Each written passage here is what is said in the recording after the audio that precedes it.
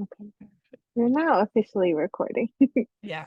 Okay, Um, so I'll just say that again, but welcome to our webinar about domestic violence in the media. My name is Tamanna, and I'm a case manager at Pillars of Peace, and I'm joined by Jessamy, who's our director of programs. And obviously, we're recording this webinar, so it'll be like on Facebook and whatever we post it on, which we'll let you know.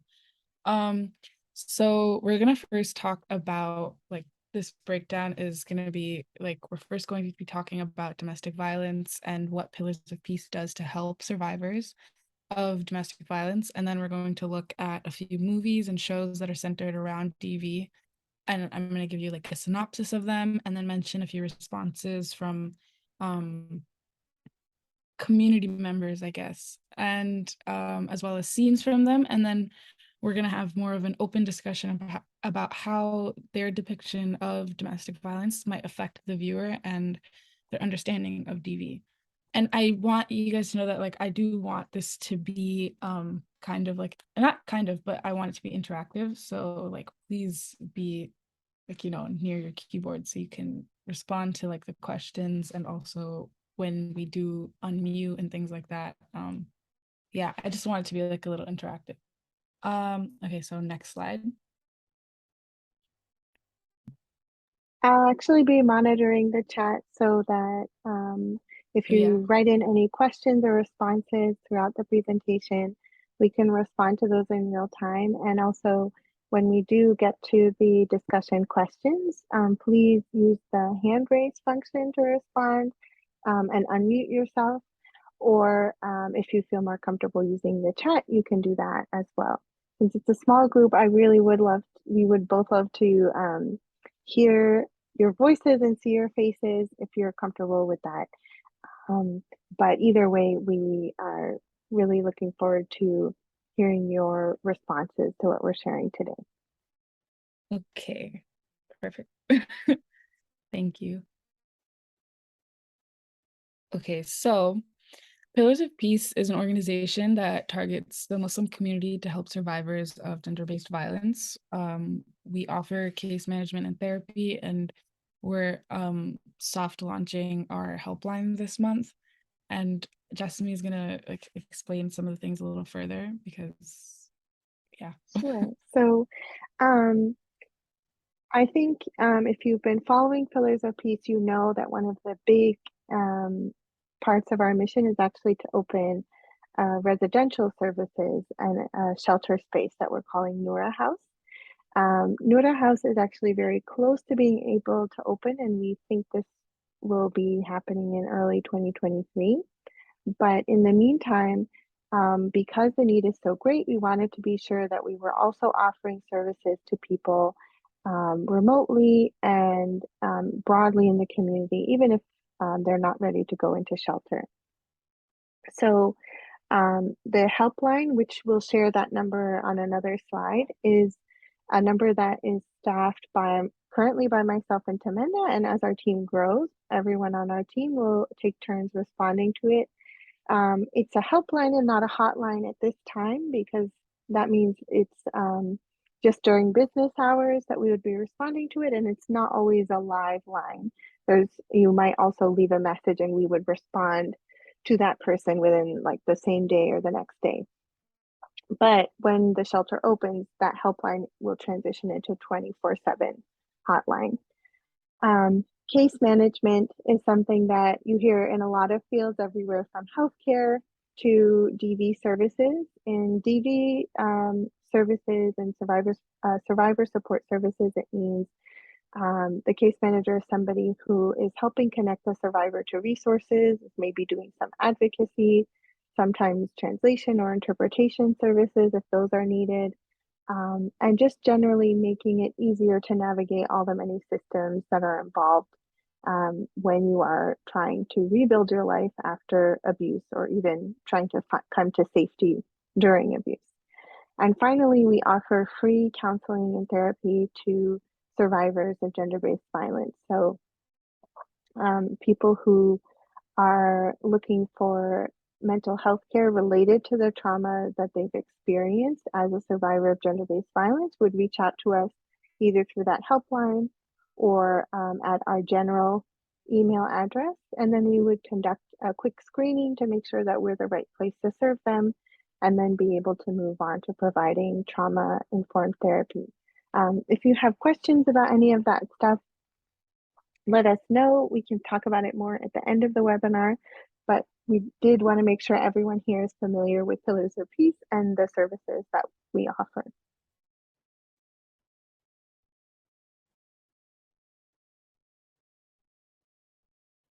Okay, so like Jessamy was saying, our helpline, we're soft launching currently, and our email is there to inquire about the therapy or just any like questions in general. I don't know if anybody here is like working with survivors or anything like that, but you would email us for referring any clients and things like that, and then also just follow our Instagram um just so that you can keep like tabs on like events that we're holding and things like that, and just like, you know, follow along with us. Right. Next And we'll slide. be very excited Yeah. to announce when the shelter opens, Yeah, of etc., course. and Yeah. when, as our team grows. And so it's important to mention here that we are hiring for a few different positions. So if you're interested in working with Pillars of Peace, please take a look at our website, the careers section, and also feel free to reach out via email if one of those seems interesting or relevant to you. I think now we can move on to the actual part about DV in the media. Yeah. But feel free to save these numbers or take a screenshot of this slide before we move on so that I'll it's easy also put it at to the find end it so later. that, yeah, like I also added at the very Okay. end so that you can like screenshot it or whatever um you guys want. Okay, so the next slide. Okay, so obviously this is a broad question, but I guess I wanted to know what our like viewers define domestic violence as, what you might know about it, and even like a couple of words, like type it in the chat so that we can like, you know, define it together as well. It's like at least one person. I think domestic violence is sort of a way in a home when you are present in a violent home, or it could even be a psychological and physical, and that abuse can come from your parents, siblings, whoever is present. That's kind of how I see it. It's abuse that comes from the home. So yeah, domestic violence is is exactly that. It's also definitely a lot of other situations too, and that's why I think like the broader term for it now is gender-based violence, because there's so many other like categories as well, like trafficking and like forced marriage and things like that. And they are like a lot of violence is definitely enforced by the dynamic of like a household and things like that.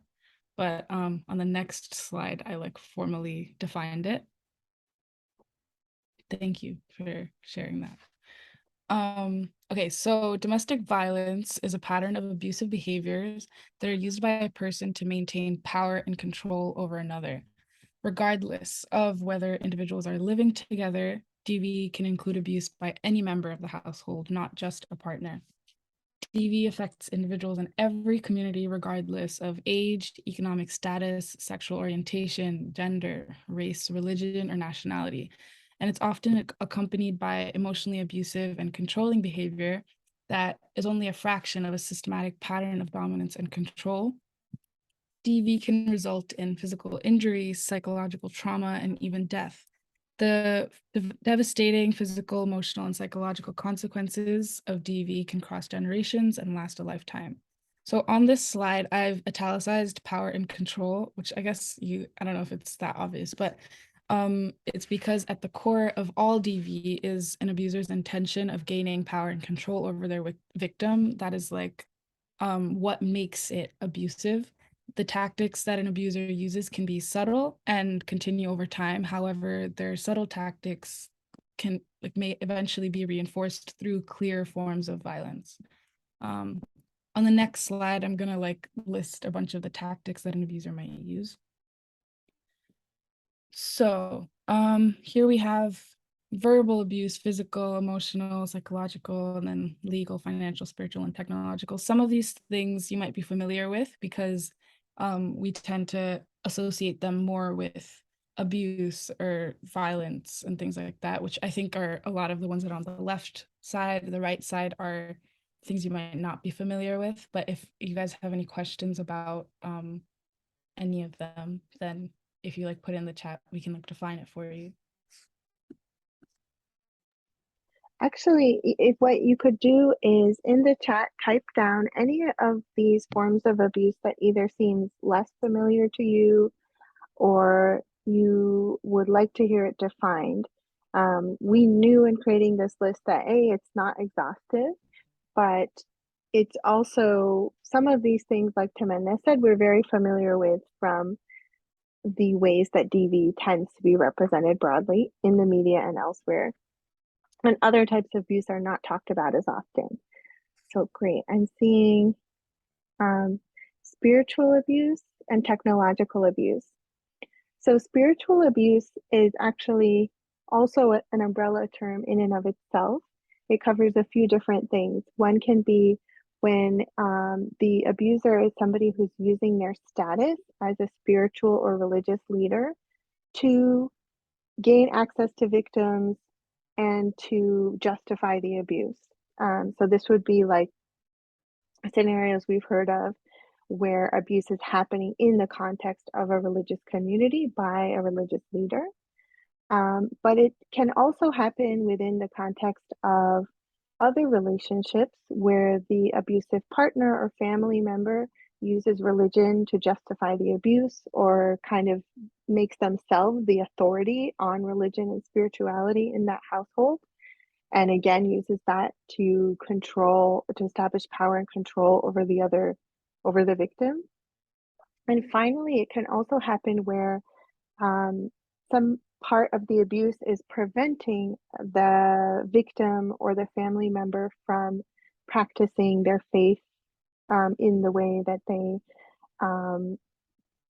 would like to, either because that victim practices a different religion from the abuser or because their practice differs from the abuser's practice. And feel free also to type in responses or further questions to that piece. Tamanna, would you like to talk about technological abuse? Yeah, so I'll give you some examples of technological abuse, but it's kind of controlling their online accounts, like email and social media, installing spyware on devices and recording a victim using technology so that you have access to their information without them wanting to give that to you, or using it to harass the victim, calling them to even not being physically with the victim, but still harassing them by calling them continuously, or spam calling them or prank calling them kind of. Also things that might sound more obvious are destroying their devices, or buying victims a gift that's a device and then controlling that device, if that makes sense. I think that, yeah. Yeah, so that's what I would say for technological. Should we go on to the next? Okay. So we're also getting a question to share the difference between emotional and psychological abuse. And so that touches on an important point to make about actually maybe all of these tactics, is that there is very often significant overlap between them, right? Like you might be controlling somebody's devices in a way that impacts their ability to work and earn a living. So that would be both technological abuse and financial abuse. And with emotional and psychological abuse, the way that we make the distinction is that emotional abuse is broadly things like withholding affection, intimacy, physical care. So not just affection, but literally helping care for that partner in the ways that they need. Um, and otherwise creating some kind of emotional punishment for things that the victim does that go outside of that abuser's control. So this is also the one that gets a little confusing for people sometimes, because of course we all have the right not to be intimate with our partners all the time and to decide when we're going to be affectionate and when not. But when there's a pattern of using things like the silent treatment or stonewalling, specifically any time that that partner or victim, or it could be also a child of a parent, anytime that there's this kind of emotional punishment for disagreement or simply not doing what that abuser wants, then you're getting into the realm of emotional abuse. Psychological abuse, obviously, all that kind of emotional punishment has a psychological impact. But when we talk about psychological abuse, we're talking more about things that the abuser does to cause the victim to doubt their own perception of reality, doubt their own judgment, and generally make them feel as if they're crazy. So, psychological abuse can be everything from simply like telling the victim that their own reactions or emotions or perceptions are that they're being too sensitive, for example, or that they imagined something, it didn't really happen, all the way up to more elaborate kinds of psychological abuse, which would involve like, creating these kind of situations that you see in the old movie Gaslighting, where, you're moving things around in the house and pretending um, that the victim is just imagining those things. So it can also happen when the victim does have some kind of a mental health diagnosis that the abuser is aware of. And then because they have that diagnosis, they're constantly told that they must be confused. It's just their bipolar, their PTSD, their depression acting up again. And it's never actually that the victim is correctly perceiving reality. I think now we could move on to the next slide, but these are all things that we are happy to discuss with people all the time. So if you ever have more questions, that's what we're here for. We're not just here to provide services directly to survivors, but also to be a resource for the community and really understanding these kinds of dynamics. Okay, so the next or the slide, I'm posing a question and you guys type it in the chat or unmute or raise your hand on how might film and media affect the way that we understand and respond to DV. I don't think that the answer to this is set in stone. Obviously, it's just how we like interpret it, but yeah. So I'll give you guys like a minute or less than a minute to respond to that.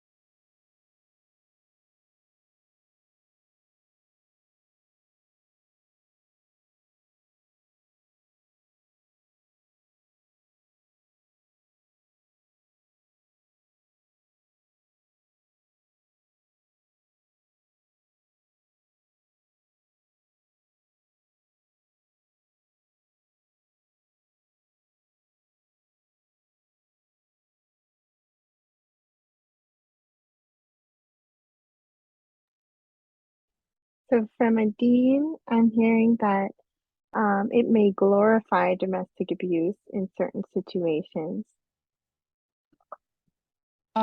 So yeah, so on, can you go to the next slide? I have a bunch of like Yeah. responses, and I agree. I think that there's a lot of media that normalizes DV and glorifies it, and then there's also, and it's really rare that we find representations that condemn domestic violence. It might also define for some people who don't know what DV is, what it might look like, and stereotype DV. Okay, characters that escape their abusers can help people. Yeah, 100%. I think that for a lot of people, it might help them to feel like they can do the same thing. They can emulate whatever is going on. I think for other people, it might help them to cope, or victims, I should say. And it might also shape our level of like how much we might judge a victim or an abuser outside of watching that media. And just so everyone can hear this, Samina had written that characters that escape their abusers can help people understand their own situations and possibly leave.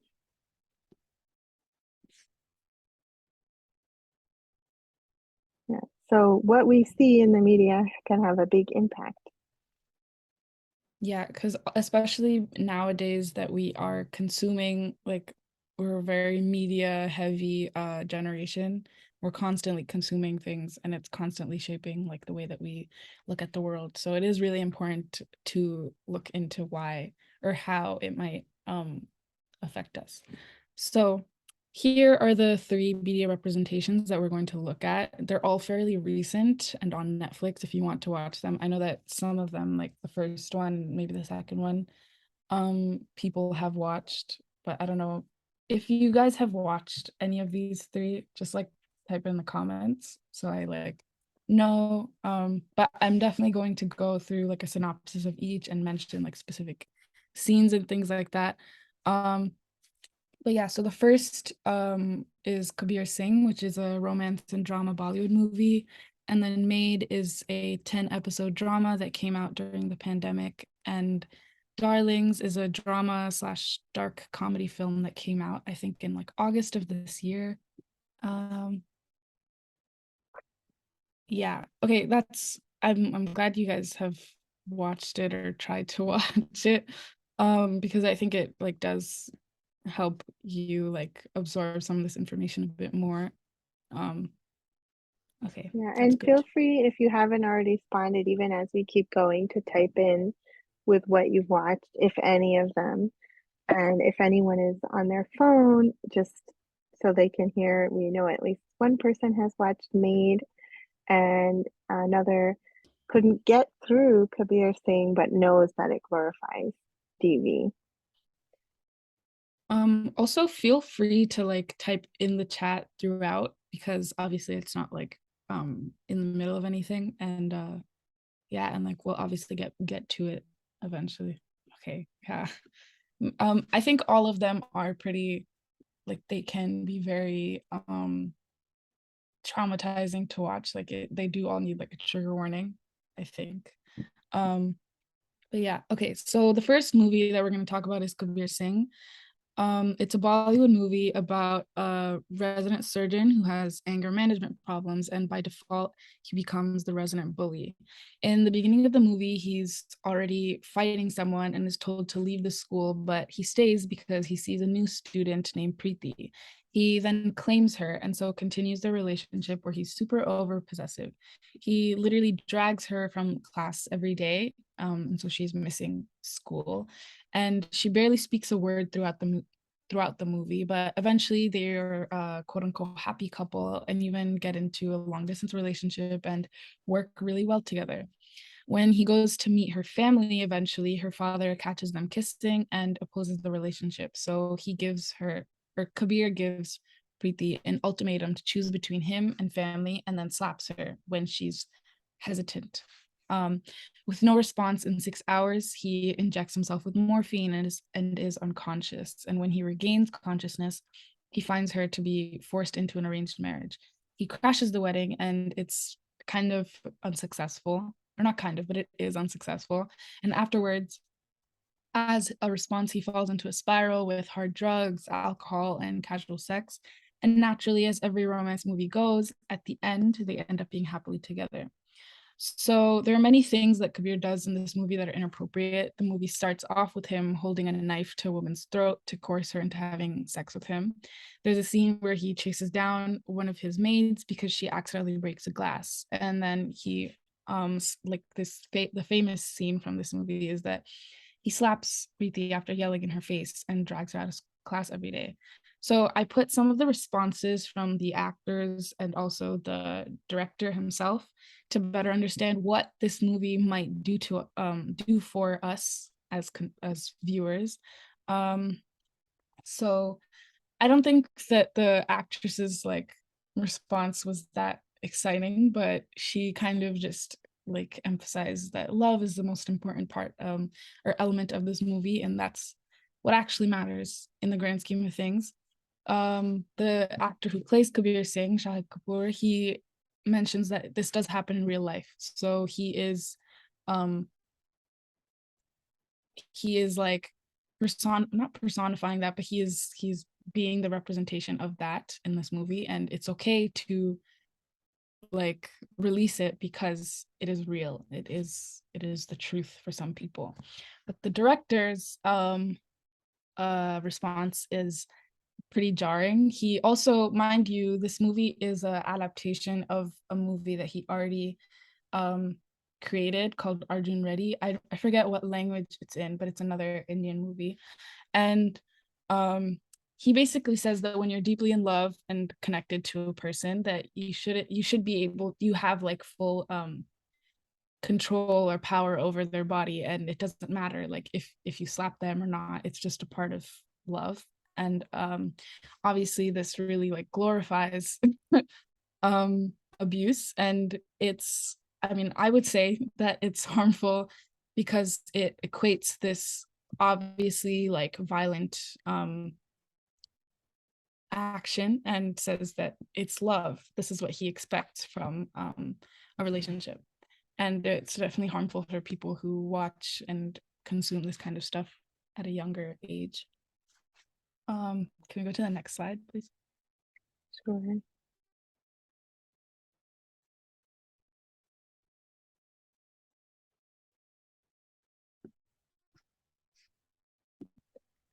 We're also seeing some responses of people being shocked by Yeah. the director's response. Yeah. I don't know if there's any Arabic speakers on this in this webinar right now, but there's a saying in Arabic that goes "Darb al-Habib zay akli zabib," but it's basically saying like, oh, even a hit, like a punch or a slap from your loved one is just as sweet as a raisin. And it feels like that mentality is very much at play in this movie. Yeah, I think it's a really like strange concept to like normalize, but it is definitely apparent in a lot of cultures. Um, okay, so these questions here, I just want you guys to like know ahead of time that I'm gonna ask them about, or we're gonna go through them for every single one of the media things. So like have these questions in your head while I'm explaining things and whatever, so we can talk about them, or like, you know, you're prepared, I guess. Okay, so what types of abuse are apparent in this relationship? And yeah, so like I want you guys to unmute or raise your hand or put it in the chat what like things you noticed from the description. Yeah, okay, so that response is perfect based on like the tactics that we talked about. And that's exactly what I put as well. There's one that I didn't see from your answer, or actually I should say what it was. It was she said psychological, emotional, and physical. I also said verbal because he is very aggressive with his words and really harsh and mean to people, and that's kind of also one of the ways that he's able to like have power over everybody in the school and just in society in general. So I'm gonna for this question, so what factors complicate the abusive situation?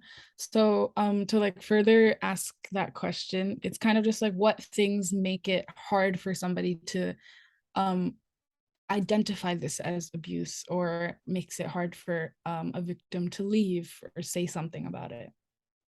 And it can be And, really like simple. And yeah. and while you're reflecting on that, I do want to point out that there's something that happens in this relationship that we might not think about necessarily as financial abuse, but it does fall under that umbrella. So when Kabir Singh pulls Preeti repeatedly out of her classes, he's affecting her ability to perform in her education, which we know impacts our ability to earn and potentially get a job down the line. So all of those things are connected to financial abuse.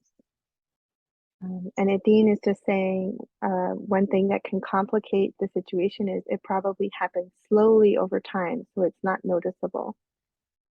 Um, that's definitely true. Oh, there's okay. If we don't know what healthy love looks like, we might accept abuse thinking that it's normal.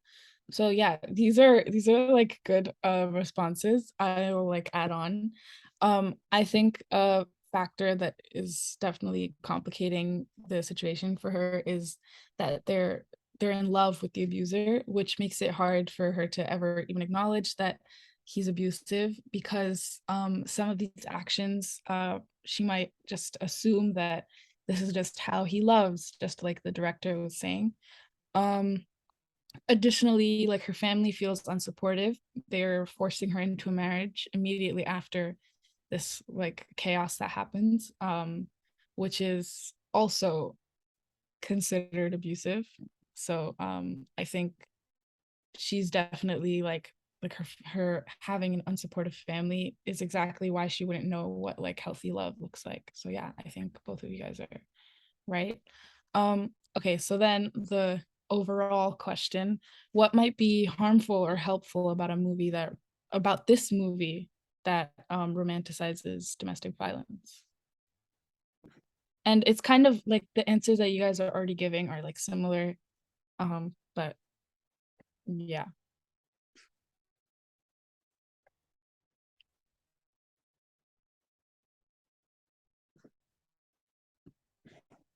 Or actually, I can respond to this, I guess, and then we'll go for the next slide. But I think that it's harmful because it glorifies this relationship that's abusive.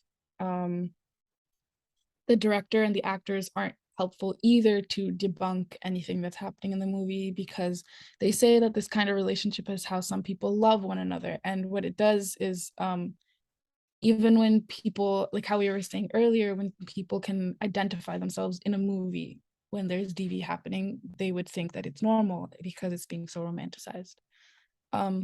So if we go to the next slide, I put a bunch of Reddit responses to this movie, and it's really interesting. But okay, hold on, let me just. Oh, whoops. Apologies. That's okay. Okay. Yeah, so I'm just gonna zoom in a little bit. Just give me a second. Okay.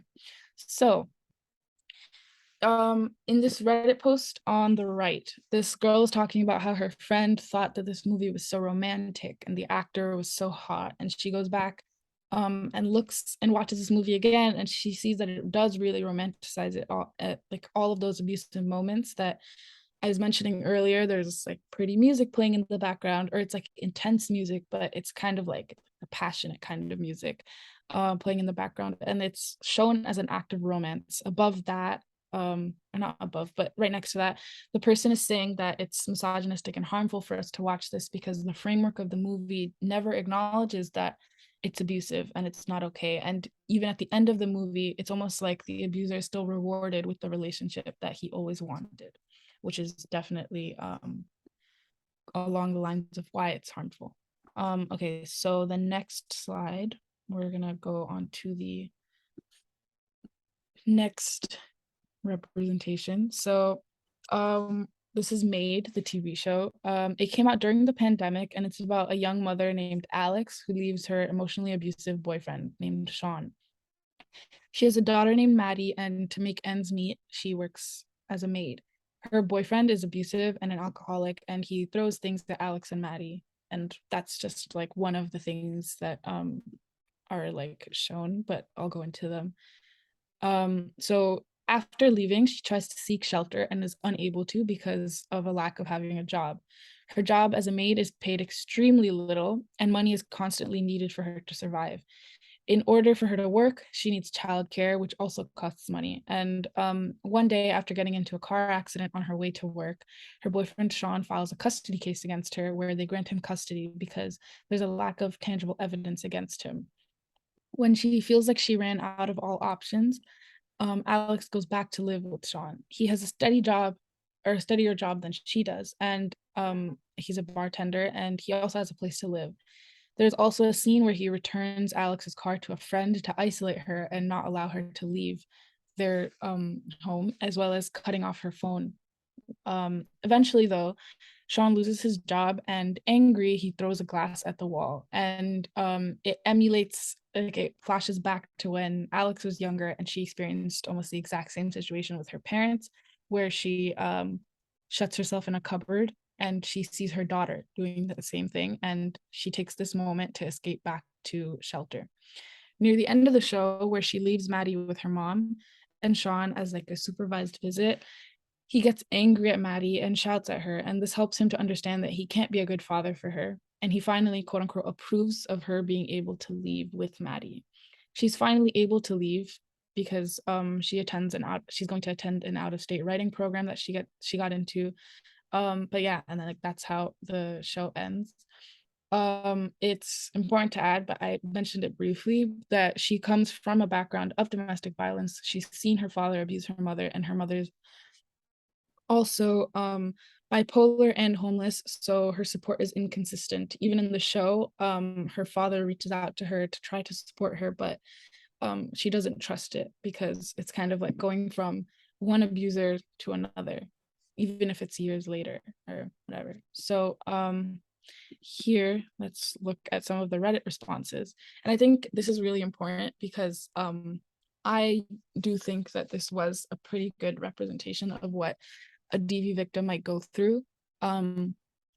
So a lot of the responses when I was online was talking about how she just keeps making bad decisions. She deserves to be in the situation because she lets people walk all over her, and it's just not realistic because she keeps failing.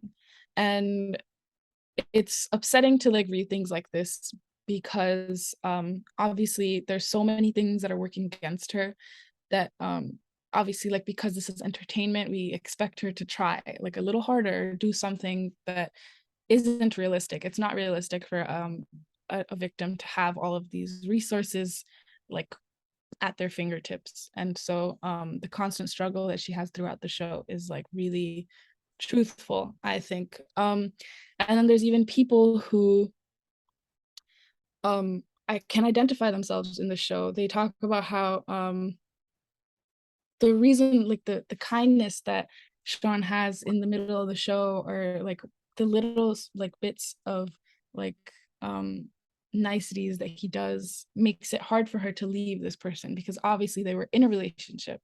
Love complicates things like that. A child also complicates things like that. So yeah, I think, and there's even, I think there's one person who talks about how she, after watching the show, really had empathy for her own mother because she stayed in a relationship for 10 years. That being in an abusive relationship has a lot to do with manipulation. It's not just, oh, well, I'm being abused, I need to leave. There's a lot of other things that complicate it. So the next slide, we have the same like questions. Yeah, geez. Okay, so what types of abuse are prominent in this relationship or in this show? There's a bunch actually, so yeah, it's quite a lot.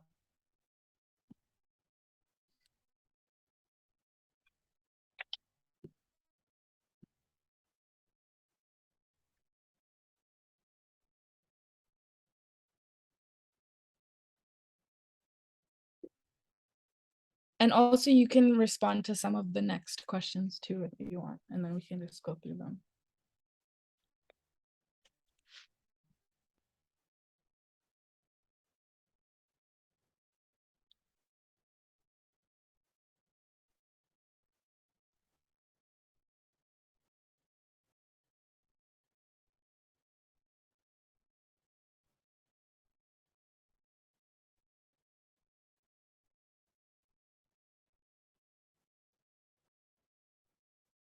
Okay, yeah. So, wait, for the first question, what kinds of abuse are prominent in the show? Everything that you listed, or what I have written down.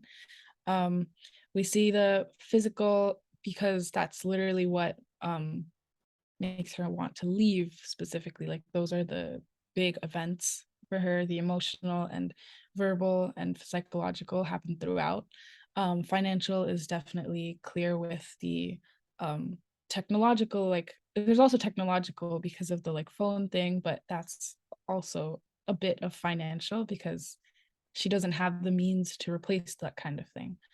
um yeah. And then what factors complicate the abusive relationship or the situation? So what you were saying about the child making it complicated is definitely true. I think that there is like a common trope of in an abusive situation where the abuser tries to gain custody of the child because in that they know that the victim is going to come back. So it's like an easier way to gain control over them. I was also like some things that I think complicate the situation are also poverty, because that is why financial abuse is so easy to manipulate here. There's also her Sorry about that. no, it's okay. There's also like her own childhood trauma, right? Because that is what might normalize certain things for her. Maybe there were red flags that she missed or she couldn't address because she's seen them before and she thought it was normal. There's that financial dependence, and there's also the lack of support from her community or her loved ones, aside from her abuser, who's obviously not technically considered a loved one. But yeah. I also want to mention um, something we didn't talk about at the beginning is legal abuse. And this custody case that happens in the show is actually a pretty good example of that. It seemed as if he did not really file for custody, or it's not clear that he filed for custody just because he believed that was what was best for the child. He files for custody as a way of demonstrating um, to the main character what will happen if she leaves him. And this is something that we actually see a lot with survivors who are co-parenting with an abuser, is that there are sometimes these kind of custody cases which are absolutely a part of the tactic of maintaining power and control, and are not really about wanting to have more time with the child or something like that. Okay. Um, oh. So for the third question, what can be harmful or beneficial about this show's depiction of DV? So I want you guys to like respond in the chat and stuff, but I'm also gonna like go through a bunch right now. Some things that I think, or actually no, let me know what you guys think it might have done well, and then I'll go into it.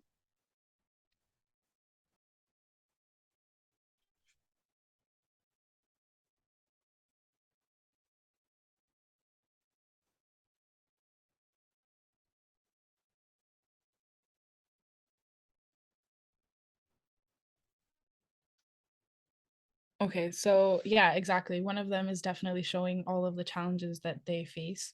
Um, Something that I think the show did really well was showing how poverty is a significant barrier for many victims. Um, it does a good job of showing how lacking financial stability can make the process of seeking help even harder. Alex in the show needs to find a job to support her and her daughter, as well as for her to access benefits. But she also needs to put her daughter into childcare while she works, which costs money that she doesn't have. So it's almost like I think it's called a feedback loop, where things are constantly working against her, but she needs them in order for her to even succeed a little bit. And we even see that Alex tries to apply for government subsidies and assistance, and it's difficult when it's during her working hours. And this kind of struggle with getting assistance is sometimes just as draining as the abuse, especially because abusers use because abusers have been abusing for quite some time, it leaves victims feeling like they're incapable, and so it's even more overwhelming to have to learn how to do these things on your own. Abusers also will use like financial vulnerability to try to lure the victim back, or they'll even try to, like as I was saying, gain custody of children. Because the more financially stable parent might be easier for a court to side with. And it eventually, this is like Jessamy was saying, it's another tactic to gain control over the survivor. And if the abuser has the children, the victim might go right back to them. And then if nobody else says anything, I'll also mention a couple of the other things that I think the show does really well. So abuse does not need to be physically, like you being physically harmed. In the show, it shows how when victims aren't physically being hit by the abusers, there's not bruises or things like that to show that they are being abused. They're in denial about the abuse existing altogether. She literally, when she goes to try and seek shelter, the lady social worker, I guess, asks her if she's being abused, and she doesn't think so, because she hasn't been physically hurt by it, right? She just knows that it's dangerous. So a lot of this is like exactly how people visualize DV in the in the world. When we think of domestic violence, a lot of times we mostly think of physical abuse and physically being hurt by someone, and we undermine all the other tactics like emotional, financial, and legal. Another thing is that non-physical abuse isn't reported often, which is similar to what I was saying. There's no history of abuse or evidence because she never reported those things that like where she wasn't being hurt, and that's one of the reasons why her husband was able to gain custody of the daughter so easily. It emphasizes that even the system needs victims to keep track of their abuse as it happens in order for it to be taken seriously. And I think that's also in our like society, that's a huge problem. It's that we don't believe victims unless we think that there's proof of abuse. And I think that's not only extremely dehumanizing for victims, it's also inherently increasing the power and control that the abuser has over the victim. And then lastly, childhood DV victims are at increased risk of being abused. In the show, we see that Alex has flashbacks where she's hiding when her father abuses her mother. And this trauma continues into Alex's current life. Sometimes it's as simple as what we saw when we were younger becomes normalized, and we settle for this in our own relationships because trauma is cyclical. Okay, so that's it for this show, and we're gonna move on to the last one. Oh, unless you wanted to say something. I just wanted to add that two things. One is that it's an interesting side effect of these kind of representations that showcase how difficult it is generally to get assistance, is that sometimes it also can have a discouraging effect on survivors themselves, because the types of resources and the systems to access them vary quite a lot from city to city and state to state.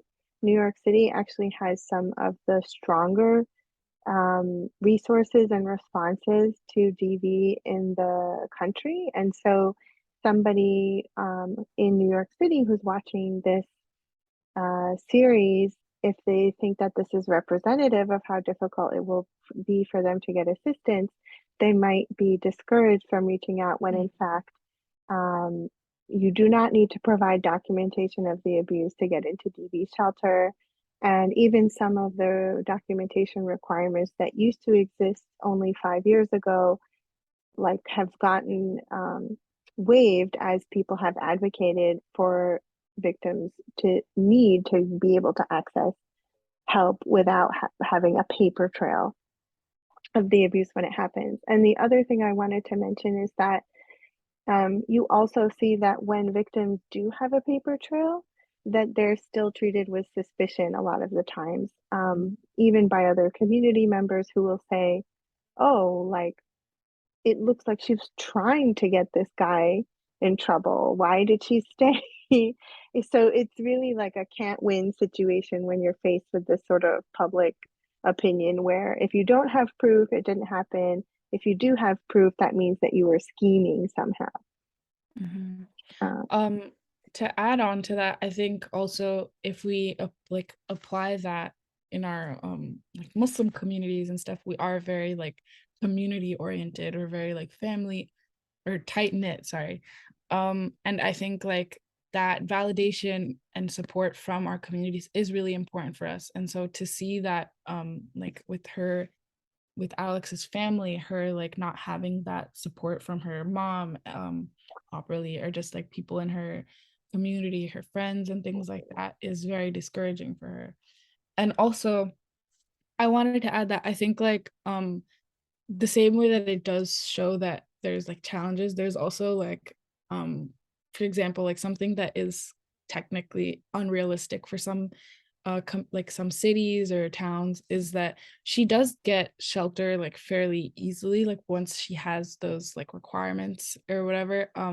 She's like, they have like the most beautiful like shelter, and it's completely available. There's like empty rooms and things like that, and for a lot of places that is not always accessible, and they have to go through like a bunch of hotlines or like a bunch of organizations in order for them to find shelter. And that, I think the significance of that is to show that even though there's so many things that are going well for Alex in the show, there's still so many personal trauma and abuse related things that are complicating it for her. Okay, so yeah. So that was a lot, but this movie is called Darlings, and it's a Bollywood movie about a couple that are coming from a love marriage, I think it is. The husband, Hamza, is an alcoholic who beats his wife, Badru. She blames the alcohol for his behavior, and she tries to find solutions for him to quit drinking. Hamza also isn't loved by the neighborhood because he's the last vote for renovations in their building, and when his wife goes to the final decision meeting, he beats her up that night. A member of their community, or family friend of Badru and her mom, named Zulfi, knows about the abuse, and so he reports it. And eventually, Badru ends up pregnant while her husband finds out who reported him. He assumes that she's having an affair with Zulfi and the baby is his, so completely sober, Hamza pushes her down a flight of stairs, um, causing her miscarriage, and that's her last straw. She comes home that day and feeds him sleeping pills, ties his hands and feet, and tortures him, similar to the ways that he did to her. Hamza's in the police station when oh, sorry, but that's kind of how the movie goes. Near the end of the movie, Badru decides that she wants to tie him to a train track to kill him, and at the last second she realizes that all of this would be her being just as bad as him, and unties him. However, while he badmouths her and threatens to kill her, he still gets struck by a train and dies.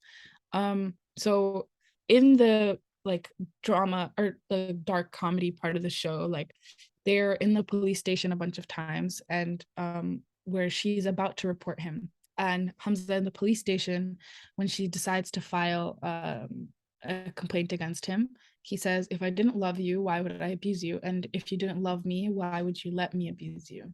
So there are multiple opportunities for Badru to report her husband to the police, even with the constant support of her mother, who comes with her to the police, and also is a victim of DV from her own late husband. And also the policeman literally asking her questions about her husband. The movie emphasizes how difficult it is for victims to report abuse, even though it might be at the tips of their fingers. The emotional guilt by an abuser can lead a victim to misrecognize the power dynamics at play. Rather than holding the perpetrator accountable for their act, the victims are often left in a dilemma of whether they might have caused the situation with a person who otherwise might be really loving. Her mother actually truly supports her leaving Hamza. She herself had an abusive husband and knows that having a child wouldn't help the situation. And even the police are empathetic towards her and take the time to try and file her report, but it's still obviously very difficult. So here I have the Reddit responses from some people. The first one I think is really fitting for this like webinar because I just spoke about Kabir Singh, which is what the KS stands for. But this movie is great in the sense that it shows that there are consequences for being an abuser, and it doesn't glorify it. The whole movie is about her being so like about this abusive situation being so terrible that it makes the victim do something to like survive, or like yeah, just like take action. And then also there is this second response where they really literally like are able to empathize with somebody that they hired. I think it's a cook, yeah. And I think it's really great to like see these kinds of responses to this movie, because although it is pretty graphic, I think for people who are not understanding or like do not have that much knowledge about TV, I think it's pretty like fitting or representative of something that a victim might go through, while also still being like very like drama type or like comedy, I guess. Yeah, And so it there's is a little, also, sorry.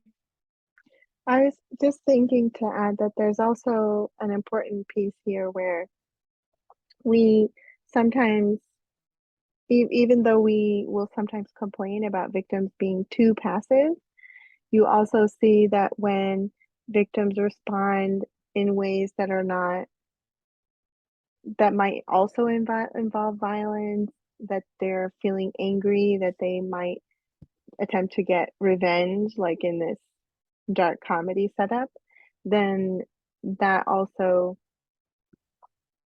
tends to create responses where people doubt the abuse. And it's, so Yeah, I think this is an interesting representation because it's not a perfect victim, and the whole that sort of end sequence is about her realizing that she doesn't want to do the same things as he does. Um, but that is what her initial response is mhm. to the situation. Yeah, I think like as you were saying, I think it's like people don't accept or like don't empathize with the victim who might be responding back instead of being passive. And I think this like I'm pretty sure this movie, before it even came out, the trailers and stuff, people were condemning violence against men and things like that. And it was like um it was just an interesting like thing to see, even before the movie came out and they could fully understand what was happening in the movie and things like that. They were already talking about how it wasn't fair that she was doing those things. But yeah, let's go into the questions.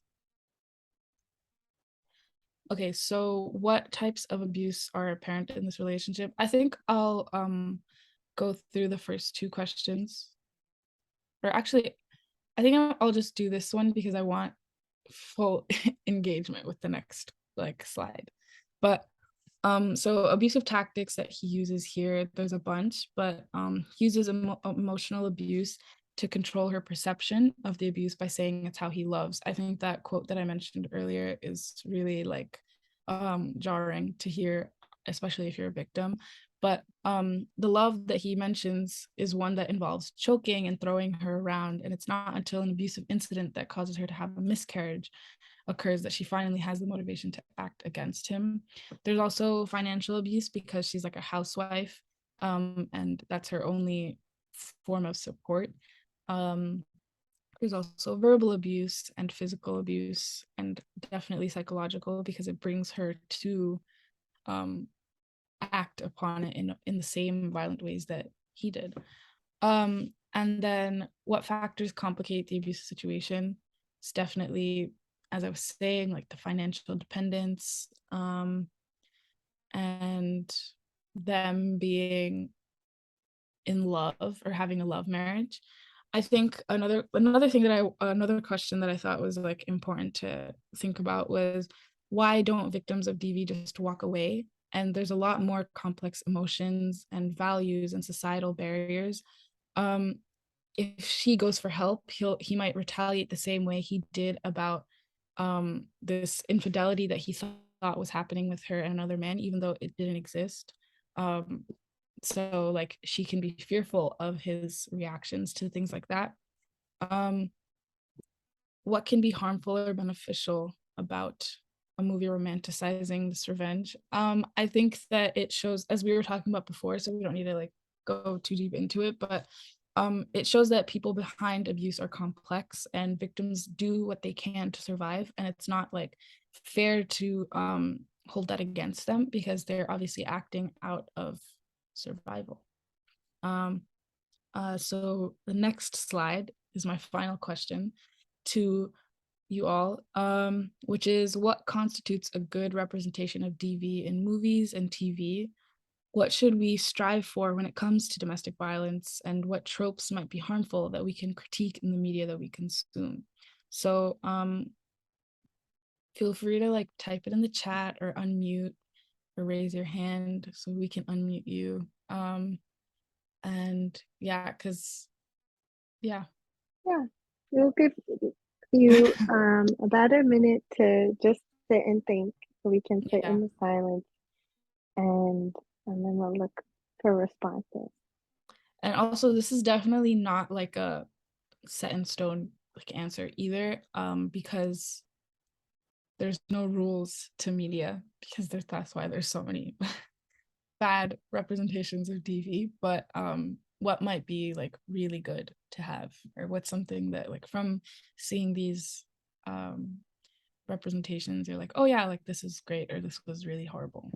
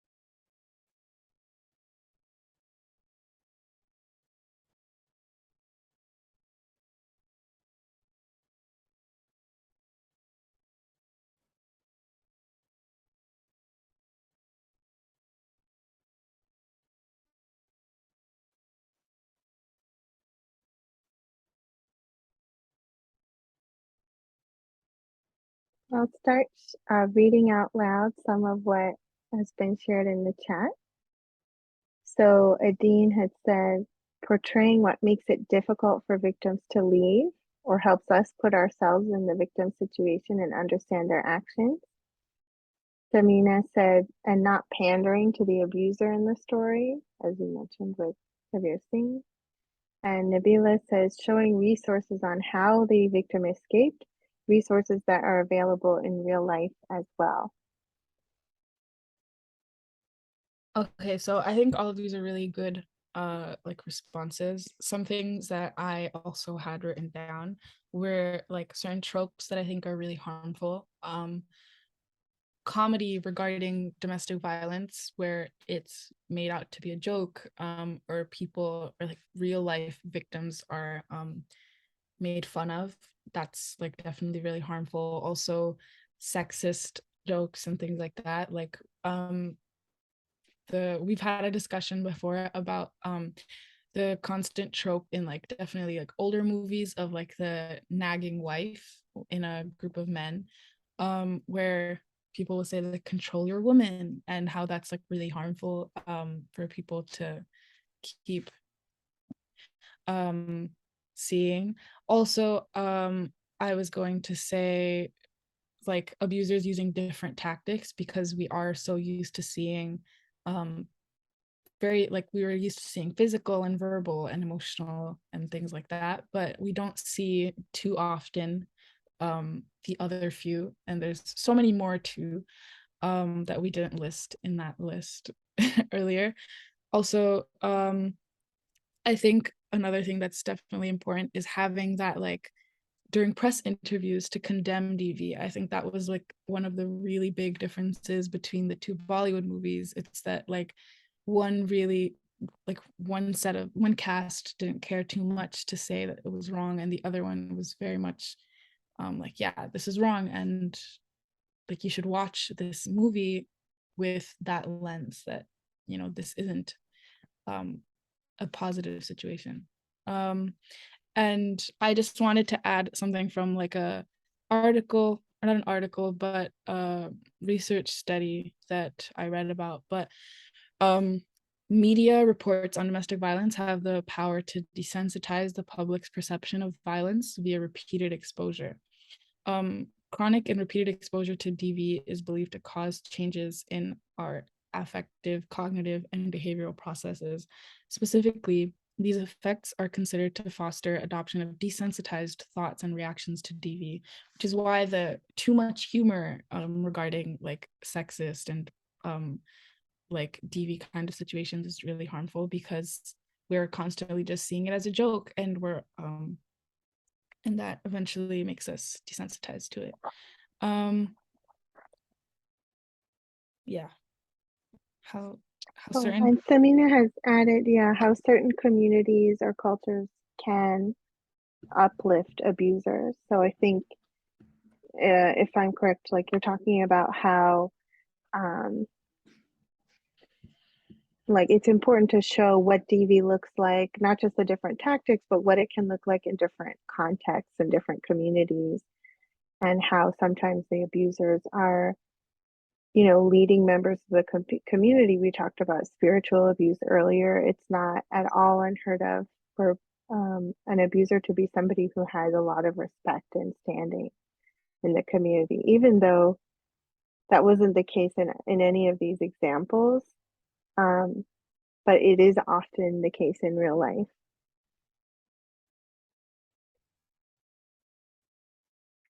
Should we move to the next? yeah. So that concludes our webinar. Thank you guys all for coming to listen and being really engaging in our discussion. And I think the last slide, I have like our email and our number, and also our Instagram if you do need to, if anybody ever needs to reach out to us. You can reach out for just information, but also for case management, therapy, or like counseling, as we mentioned before. And also for the socials, just to like stay updated with what we're doing and things like that. Right. And I would add also that obviously Pillars of Peace came out of the NYU Islamic Center community. But if you're part of another group, student group, professional group, community group, and you'd like to invite us to collaborate with you on some kind of workshop, or particularly sharing resources on how to provide support to survivors and deal with abuse when it shows up in your own community, that's something we'd really love to do. So basically, don't hesitate to reach out to us, even if you just have an idea that you think might be relevant for the work we're doing. And thank you so much for joining us. I also wanted to add that we do have our self-defense workshop on Sunday. If anybody is interested in coming, it's our last event for DV Awareness Month. Yeah. And so, yes, we hope to see all of you there, and get your friends to come also. Friends, moms, sisters, family members, anybody that you think could benefit, and we would love to see you there. All right. Yeah. Thank you so much again, and thanks to Tamanna for this presentation.